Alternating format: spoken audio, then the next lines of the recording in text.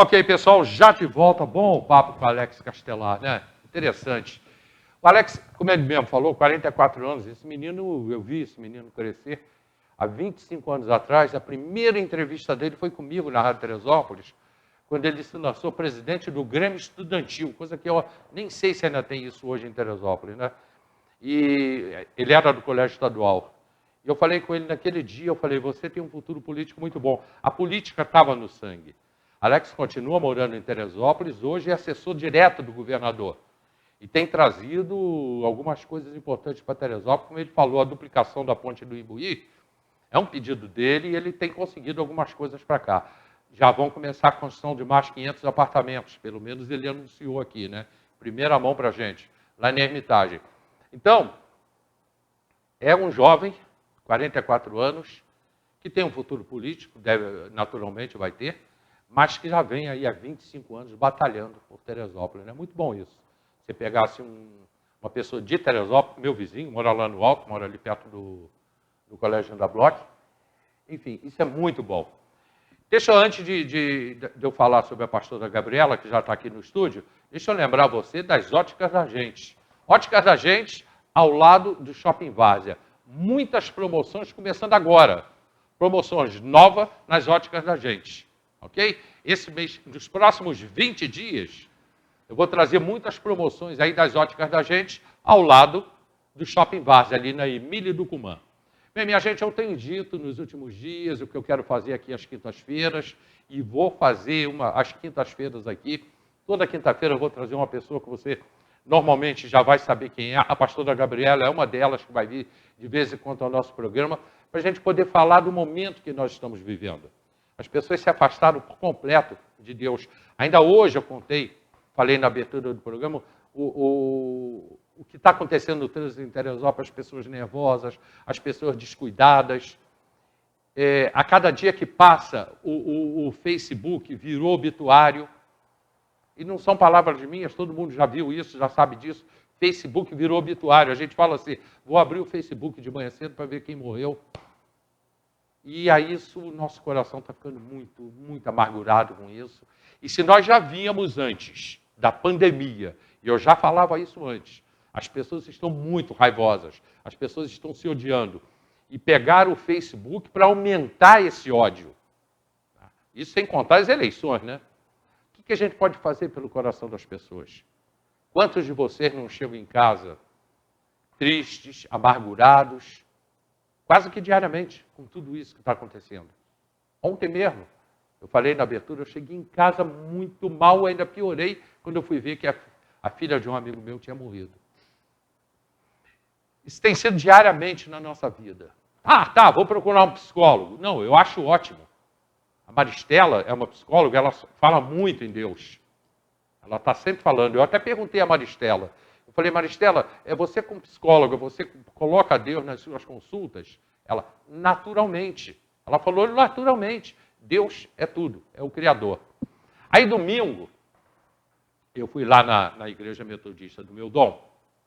Fui lá assistir a pastora Gabriela e vi um camarada que eu acho que o nome dele é Sérgio. E aí ele falou um negócio muito interessante, muito interessante. Até eu convidei para participar aqui no programa. Ele falou do Big Bang, da grande explosão, quando surgiu tudo. Isso, cientificamente, é provado. Tá, mas e a história não é de 6.000 anos para cá? A história é de 6.000 anos para cá. Mas a gente tem que entender que houve a grande explosão. Isso aconteceu, foi ali que surgiu o universo. Mas quem acendeu o pavio para essa grande explosão? Foi a pergunta que eu me fiz lá domingo na igreja. Quem acendeu o pavio para essa grande explosão? Boa tarde, pastora. Boa tarde. Boa tarde para vocês. É uma alegria, é um prazer a gente poder estar aqui nesse tempo, né? Para falar daquilo que a gente acredita e daquilo que tem ajudado a gente nesse tempo, né? E respondendo essa pergunta, né? Eu não tenho dúvidas disso. Meu coração não tem dúvida de que foi Deus que iniciou todas essas coisas, né? Isso tudo veio do projeto e do propósito de Deus para mim, para você, para toda a humanidade. Então, tudo isso foi criado por Deus. Inclusive nós somos o principal projeto de Deus, né? O projeto criado para ter comunhão, o projeto para estar perto dele. E é por isso que quando a gente se afasta dessa essência, muitas vezes a gente se sente tão vazio, muitas vezes a gente se sente tão triste, muitas vezes a gente se sente tão incompleto, porque a gente se afasta do propósito original para qual nós fomos criados, que é ter esse contato, ter esse relacionamento, ter essa intimidade, não com um Deus distante, mas com um Deus apresentado para a gente como Deus Pai. E eu acho que nesse momento tão difícil que nós estamos vivendo, o que falta para os homens, o que falta diariamente para cada um de nós, é termos essa identificação de Deus como um Pai. O que naturalmente, muitas vezes, reflete diferente em cada um de nós, pela concepção, pelo conceito que a gente tem de Deus como nosso Pai. Né? E disso aí desemboca mais uma série de outras coisas. Mas, acima de tudo, desemboca dentro de nós, muitas vezes, esse sentimento de desesperança e solidão. Por a gente temer o que vai acontecer amanhã. Por a gente não saber o que nos espera. E por a gente viver esse momento de luto, que eu até comentei domingo quando você estava, o luto não faz parte do processo natural para o qual nós fomos criados. E é por isso que para a gente é tão difícil encarar a perda, encarar a dor, encarar essas notícias, né, tão difíceis, porque não faz parte da nossa natureza. Nós não fomos criados para isso. Nós não fomos criados para passar pela dor. Nós não fomos criados para passar pela doença. Nós não fomos criados para passar pela morte. E é por isso que isso destoa tanto dentro do nosso coração. Isso desestrutura e nos abala tanto. Porque isso não é o propósito original para nós. E a você também. Com certeza. Caso, a mulher, a Gabriela, a você também é afetada. Com certeza, assim, algumas pessoas sabem, né? Eu passei pelo Covid há uns 5 meses atrás. E eu passei por um processo de precisar me reestruturar emocionalmente, porque eu tive 80% do meu pulmão tomado. E quando eu cheguei no hospital, é como se eu tivesse uma porcentagem de vida, fisicamente, naturalmente, muito pequena. Quando eu cheguei no hospital, eu não sabia que eu estava desse jeito. Eu recebi a notícia ali, naquele momento. Olha, você está com 80% do seu pulmão tomado, você vai subir agora para ser internada. Tem 5 meses isso. E a primeira coisa que eu precisei trabalhar em mim, quando eu soube que eu ia subir, eu trabalhei a minha mente e o meu emocional. E eu orei, eu falei assim, Deus, o homem está dizendo que eu tenho 80%, mas eu estou declarando aqui no meu emocional que eu não vou aceitar esse 80%. Eu vou reagir. E o 20% que eu tenho, acreditando no meu Pai, vai ser o suficiente para eu sair daqui. Eu ouvi isso de uma enfermeira, você sabia? Um pouquinho antes de eu subir, eu estava esperando a vaga e a enfermeira passou a mão na minha cabeça. Ela falou assim para mim, Gabriela, o seu emocional é tudo. Trabalhe o seu emocional e você vai conseguir sair dessa. E eu fiquei 7 dias no hospital, eu não fui entubada. O meu caso era para ser entubada. Eu não fui entubada. No primeiro dia eu já comecei a reagir. Então eu sei o que é você passar por essa incerteza de saber o que vai acontecer. E todos os dias, sabe, Elia, a gente ouve tantas pessoas amarguradas, tantas pessoas, né, com problemas. A gente recebe essa carga todo dia, né? Porque as pessoas vêm até a gente chorando. No último mês, eu fui a tantos velórios, ajudar tantas pessoas que perderam tantas pessoas queridas. E a gente olha como humano, é impossível a gente não sentir. É impossível a gente não se condoer com a dor do outro. Eu escrevi aqui para falar sobre isso com você. Você já entrou. Eu quero te ouvir. Eu acho que para você descobrir como você está vivo, né, fazer parte dessa humanidade, fazer parte da vida do outro, é você se importar com o outro.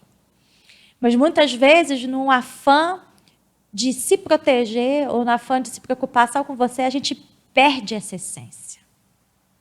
De se importar com a dor do outro, de sofrer junto com o outro, de muitas vezes falar assim, olha, eu estou aqui.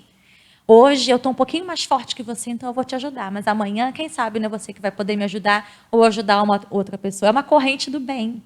Né? E a humanidade, ela tem se tornado tão apática por causa do medo, a gente conversou sobre isso, esse pânico do medo, que muitas vezes a gente se nega a estar perto de uma outra pessoa ou de ajudar uma outra pessoa com medo do que possa acontecer com a gente. Então, assim, eu me preocupo mais comigo, com os meus, mas quem está do meu lado, muitas vezes não. Essa não é a essência de Deus que foi gerada em nós, né? eu ia te perguntar mais ou menos isso, porque há tempos atrás, eu tenho uma pessoa na minha vida, é um amigo muito querido, é mais que amigo, é um irmão muito querido, e ele tem um lado espiritual muito forte. Mas em certos momentos, que já aconteceu, e aconteceu recentemente, ele me ligar e falar assim, aqui, vamos bater um papo? E aí a gente sai, andando de carro aí para bater papo. Às vezes a gente fica batendo papo numa sala. Aí eu quero perguntar a Gabriela, quando não é a pastora, você ouve tanta gente, você atende, cuida de tanta gente. E quando e como é que você se cuida e alguém cuida de você? Como é que é feito? Como é que é esse processo? Na verdade, assim, todos nós que temos um pouco essa missão... Um pouquinho mais perto. Todos nós que temos essa missão, né? E assim, eu falo não pelo meu título ministerial, né? Mas independente de qualquer título ministerial, eu sempre tive essa coisa, né? De me colocar à disposição para ajudar as pessoas. E eu trabalho muito em mim, assim, eu tenho pessoas que eu confio, eu tenho pessoas que eu ligo, que eu falo assim, olha só, ó, eu preciso hoje falar, quem precisa falar sou eu. Eu tenho pessoas com quem eu posso desabafar também, porque todo mundo precisa de alguém. Eu não sou autossuficiente, né? E eu tenho dias de tristeza, tenho dias onde a carga fica pesada demais, eu tenho dias onde eu me chateio, eu tenho dias onde eu perco a paciência. E se eu não tiver alguém, além de Deus, né? Porque eu levo tudo para Deus e todas as palavras que eu preciso eu sempre recebo, mesmo que seja às vezes de repreensão, né? Porque muitas vezes o que eu ouço e as respostas que eu tenho não é aquilo que eu gostaria de ouvir, sabe? Mas é aquilo que eu preciso ouvir, para que eu possa me levantar de novo e olhar a perspectiva de coisas às vezes que eu não estou enxergando.